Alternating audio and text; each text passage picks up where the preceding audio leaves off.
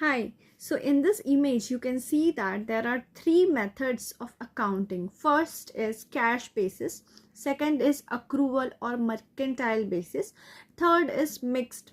So in this, in short, if I tell you that mixed one is not allowed in India, especially India उसको allow नहीं करता है mix को. The reason I'll tell you.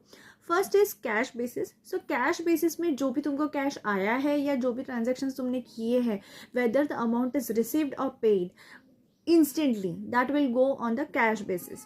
Second जो accrual basis है, mercantile basis है, वो amount तो अक्रूव हुआ है लेकिन पे नहीं किया है, या अमाउंट हमने किसी को सर्विस तो दी है लेकिन अमाउंट नहीं आई है.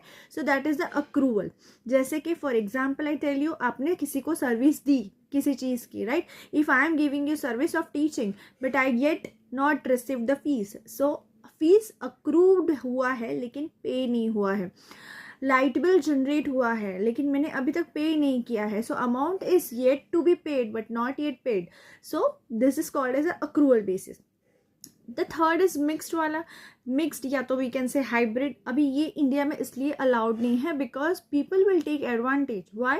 बिकॉज इसके अंदर कैश बेसिस, इसमें ऐसा होता है कि जो भी तुम्हारे एसेट्स है वो कैश बेसिस से कैलकुलेट होते हैं एंड द अदर एक्सपेंसेस जो भी तुम करोगे उसको अक्रूवल बेस पे किया जाता है. So there are two different things happening, so people will get confused. इतना डिफिकल्ट भी नहीं है but yes, it is not allowed in India. So just remember two things: cash and accrual. Thank you. If you liked the video, kindly like, comment, share, and subscribe. Thank you.